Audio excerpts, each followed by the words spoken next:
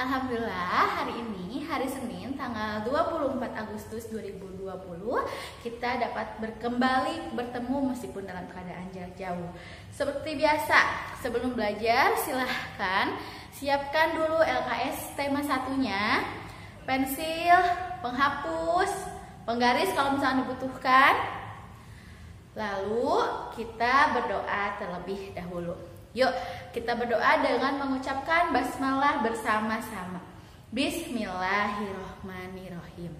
Nah anak-anakku, sekarang kita berlanjut ke tema 1 subtema 4 pembelajaran 1. Nah semuanya akan ibu bahas sedikit-sedikit perlahan-perlahan. Jadi kalian silahkan tuangkan apa yang ibu sampaikan kepada LKS yang ada pada kalian. Nah nanti kalau misalkan dirasa kecepatan silahkan di pause. Lalu kalau sudah ditulisnya silahkan dilanjutkan kembali. Baik, siap ya? Kalau sudah, yuk sekarang kita simak penjelasannya. Nah, hari ini kita masih tema 1 subtema 4 pertumbuhan dan perkembangan tumbuhan. Nah, materi kita hari ini yaitu pertama pertumbuhan pada perkembangbiakan pada tumbuhan, mozaik dan pembagian. Baik, kita mulai ya. Perkembangbiakan tumbuhan ini terbagi menjadi 2. Ada generatif dan ada vegetatif. Generatif ini artinya melalui proses kawin.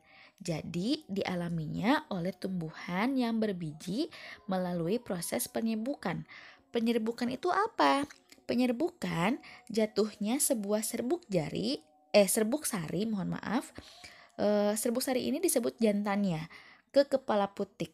Ulangi ya, penyerbukan adalah jatuhnya serbuk sari atau si jantan ke kepala putik. Nah, ketika dia sudah bertemu, itu namanya pembuahan. Kalau misalkan sudah terjadi pembuahan, bakal terjadi cikal bakal biji. Nah, nanti biji itu adanya di dalam buah. Jika buahnya sudah, misalkan kita memakan buahnya, bijinya karena dia sudah bisa atau dia sudah tua, biji itu bisa ditanam. Nah, itu disebut dengan generatif melalui proses kawin. Contohnya ada buah durian, mangga, alpukat, pepaya dan lain-lain. Jadi semuanya contoh ini, 4 contoh ini dapat ditanam melalui biji yang sebelumnya mendapatkan proses perkawinan, yaitu melalui proses penyerbukan. Nah, yang kedua vegetatif. Vegetatif ini artinya apa? Tidak melalui proses perkawinan. Jadi kalau generatif melalui proses perkawinan, kalau vegetatif tidak melalui proses perkawinan. Nah, vegetatif ini terbagi menjadi 2. Ada alami, tidak dibantu oleh manusia, dan buatan. Nah, yang buatan ini ada dibagi menjadi 2. Ada cangkok contohnya, dan ini cangkok ya, contohnya cangkok. Dan yang kedua itu contohnya itu stek ya, seperti ini stek itu. Nah, kalau vegetatif alami terbagi menjadi beberapa. Ada spora. Spora ini contohnya ada pada tumbuhan paku. Lalu geragi. Kalau geragi ini ada pada stroberi. Lalu ada tunas yang sering kalian lihat atau kalian makan, yaitu pada pohon pisang. Terus ada juga tunas adventif. Ini ada pada cocor bebek. Lalu ada rizoma atau akar tinggal. Ini terjadi pada lengkuas atau pada tumbuhan yang beruas. Contohnya lengkuas, jahe, kencur, itu pasti rizoma atau akar tinggal. Yang keenam itu umbi. Contohnya wortel, kentang, bawang, itu termasuk ke dalam umbi.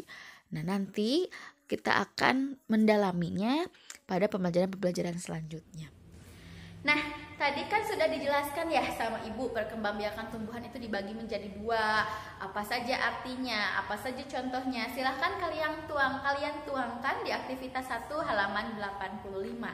Nah, sekarang kita lanjutkan. Kalau misalkan kalian belum, silahkan ulangi lagi. Kalau misalkan sudah, kita lanjutkan ke aktivitas 2 dan 3 halaman 86. Aktivitas 2, kita akan memilih, ada gambar dengan contohnya, memilih apakah biji atau tunas. Terus aktivitas 3 juga dijelaskan mana yang termasuk cara perkembangbiakannya. Nah, coba lihat aktivitas 2. Berilah tanda checklist pada cara perkembangbiakan tumbuhan yang tepat untuk tumbuhan berikut. Nomor 1, itu ada pohon tebu. Tebu, perkembangbiakannya melalui biji atau tunas? Tunas, nomor 1, pintar. Nomor 2, pepaya, tadi sudah dijelaskan, biji, pintar. Nomor 3, pisang, tunas, pintar. Nomor 4, durian, juga biji. Oke, lanjut nomor aktivitas ketiga. Pasangkan nama tumbuhan yang ada di kiri ke cara perkembangbiakannya yang sebelah kanan. Yuk, pisang masuknya ke tunas. Silahkan ambil garisnya. Ya, pisang ke tunas. Lalu lengkuas. Lengkuas tadi yang bercabang-cabang atau berruas-ruas, masuknya ke akar tinggal atau rizoma. Lumut ke spora, dia sama dengan tumbuhan paku. Cocor bebek, tunas adventif, tapi di sini nggak ada tunas adventif, jadi langsung saja ke tunas. Bawang, umbi, cabai, biji, tomat, juga biji. Nah, Anandaku, dari pohon itu, tumbuhan itu ada yang namanya daun, ada batang, ada akar, bunga. Nah, jika misalkan daun itu kering dan jatuh, itu kan sudah menjadi sampah. Tapi kalau misalkan kalian ingin menjadikan daun itu menjadi karya seni, itu bisa dibuat dengan yang namanya mozaik.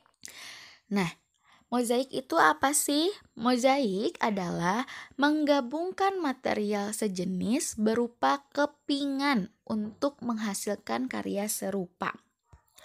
Contoh materialnya itu apa? Kepingan kertas atau sobekan kertas, pecahan kulit telur, kepingan kaca, kepingan keramik, dan lain-lain. Nah, di sini ada contohnya nih. Nah, ini dari potongan-potongan kertas dibentuk menjadi bunga dan daun. Nah, langkah membuat mozaik itu apa? Pertama, siapkan alat dan bahan. Mau pakai gunting, lem, pensil, penghapus, kertas, misalkan kita pakai materialnya ya, karena dia itu harus serupa. Kalau kertas ya kertas, kalau pecahan kulit telur ya pecahan kulit telur, kalau kepingan kaca ya kepingan kaca, kalau kepingan keramik kepingan keramik. Tapi untuk kalian pilihlah material yang bahannya tidak membahayakan ya, jangan kepingan kaca berarti atau kepingan keramik, nanti bisa tertusuk tangannya. Lalu kalian membuat pola dulu di kertasnya. Kalau sudah gambar polanya, lem bagian dalam pola yang akan ditempel oleh kertas misalkan. Kertasnya jangan lupa harus disobek-sobek terlebih dahulu. Yang keempat, tempelkan sobekan kertasnya ke bagian pola yang sudah dilem, lalu tunggu sampai kering. Itu adalah langkah-langkah membuat mozaik. Nah, tadi kan sudah dijelaskan ya mozaik itu apa. Langkah-langkahnya yang sudah Ibu tadi jelaskan, silakan tulis di aktivitas 4 halaman 87. Nah, di sini di aktivitas 4 ada gambar. Apakah itu mozaik?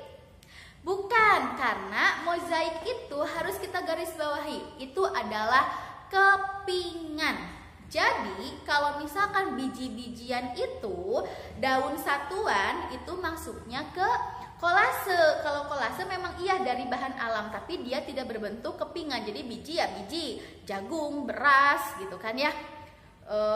kacang hijau gitu. Tapi kalau misalkan daunnya besar, tidak seperti sobekan, yang seperti gambar di sini, itu adalah kolase. Tapi kalau misalkan daunnya sobekan, itu masuknya ke mozaik. Lalu kalau misalkan mozaik itu boleh beragam-ragam, boleh pakai biji-bijian, boleh pakai daun, boleh pakai ranting. Tapi kalau mozaik, kalau kita mau pakai daun yang disobek-sobek, semuanya daun disobek-sobek. Gimana warnanya Bu pengen berbeda? Boleh memakai cat air. Atau kalau misalkan kalian mau pakai kulit telur, ya kulit telur aja, tidak usah ditambah lagi dengan biji-bijian. Karena ingat, mozaik itu selain kepingan, dia juga hanya satu jenis saja yang dipakai, ya, tidak bisa digabung-gabungkan dengan jenis-jenis yang lain. Nah, sekarang kalau sudah kalian menuliskan langkah-langkah membuat mozaiknya, sekarang kita lanjutkan ke aktivitas 5. Di sini ada nama-nama bahan yang dapat digunakan atau tidak dapat digunakan dengan mozaik. Coba lihat di sini. Ada arang, betul tidak? Salah ya, karena tetap harus kepingan. Kalau arang kan besar. Biji mangga? Tidak. Kuaci? Nah, kalau kuacinya itu berupa belum dibuka, dia masuknya ke kolase. Tapi kalau kuacinya sudah dibuka berupa kepingan, ada 2 kepingannya itu betul merupakan mozaik, bisa dipakai mozaik. Pecahan genting, kalau pecahannya kecil-kecil juga bisa dipakai. Beras? Salah. Besi? Salah juga. Uang kertas? Salah. Biji gandum? Salah. Daun nangka. Nah, seperti tadi, kalau daunnya di kepingan berarti dia betul. Tapi di sini karena dia tidak disebutkan kepingan atau pecahannya, maka dia salah. Nomor 10, kaktus juga salah. Nah, jika kalian di subtema 3 sudah belajar tentang perkalian itu adalah penjumlahan yang berulang. Sekarang kita belajar ke pembagian. Perkalian dan pembagian itu adalah bertolak belakang. Kalau perkalian penjumlahan yang berulang, kalau pembagian yaitu pengurangan berulang. Pengurangan berulangnya sampai habis atau sampai 0. Contohnya, Ibu di sini mempunyai contoh 15 dibagi 3. Berarti kalau gitu kita kurangi nih, 15 kurangi 3. 15 kurangi 3 hasilnya berapa? Terus yang hasilnya berapa itu dikurangi 3 lagi. Terus kurangi 3 lagi, kurangi 3 lagi, kurangi 3 lagi. Coba ya, kita mulai. 15 kurangi 3 hasilnya 12. Lalu 12-nya tulis tuh di sini. 12 dikurangi 3 hasilnya 9. 9-nya tulis lagi di bawah karena masih belum sampai habis. 9 kurangi 3 hasilnya 6. Masih bisa dikurangi? Kurangi lagi. 6 kurangi 3 hasilnya 3. Masih bisa dikurangi lagi? Bisa. 3 kurangi 3 hasilnya 0. Udah harus dikurangi lagi? Tidak, karena dia sudah 0. Jadi sudah habis. Nah, sekarang pengurangannya ada berapa kali nih? Kita hitung. 1, 2, 3, 4, 5. Jadi 15 dibagi 3 itu hasilnya 5. Baik, mengerti? Yuk, sekarang contoh lagi. Silahkan Ananda buka aktivitas 6 halaman 88. Sudah? Oke, nomor 1 silahkan dilihat. Di situ ada 20 dibagi 4. Berarti kita menguranginya ke angka 4. 20 kurangi 4. Ya, terus dikurangi lagi. Coba kita mulai. 20 dikurangi 4 hasilnya 16. Pinter. 16 masih bisa dikurangi? Bisa dong. 16 tulis lagi. Dikurangi 4 berapa hasilnya? 12. 12 pinter, bisa dikurangi lagi? Bisa. 12 kurangi 4 hasilnya 8. Pintar. 8 masih bisa dikurangi? Bisa. 8 kurangi 4 hasilnya 4. 4 masih bisa dikurangi? Bisa. 4 kurangi 4 hasilnya 0. Maka kita hitung. Ada berapa? 1, 2, 3, 4, dan 5. Jadi 20 dibagi 4 hasilnya 5. Sudah paham ya? Oke, kalau sudah paham silahkan kerjakan aktivitas 6-nya halaman 88, nomor 2 sampai nomor 5. Jika masih belum paham, silahkan jangan sungkan hubungi wali kelas masing-masing. Nah, sekian pembahasan hari ini. Jika kalian mau ada yang bertanya, silahkan hubungi wali kelasnya masing-masing. Jangan sungkan ya. Jadi, tugas yang dikumpulkan adalah aktivitas 1. Kalau misalkan tidak cukup, secukupnya saja yang ada di sini. Berupa bagan atau ide pikiran, ya. Peta konsep gitu ya. Peta konsep tentang perkembangbiakan tumbuhan yang tadi Ibu sudah jelaskan, silahkan kalian tuangkan, ditulis dengan rapi. Dan aktivitas 4 juga, langkah-langkah yang Ibu sudah tadi jelaskan juga silahkan tuliskan. Aktivitas 4 halaman 87. Lalu aktivitas 6 nomor 2 sampai nomor 5 halaman 88. Jadi untuk aktivitas 1 dan aktivitas 4 itu sebagai catatan kalian, tapi kerapihannya akan Ibu nilai. Kerapihan menulisnya akan Ibu nilai. Lalu aktivitas 6 matematika tentang pembagiannya juga dikerjakan. Oke? Sekali lagi, jika ada yang bertanya jangan sungkan hubungi wali kelasnya masing-masing. Sekian pembahasan hari ini. Mohon maaf apabila ada kesalahan. Wassalamualaikum warahmatullahi wabarakatuh.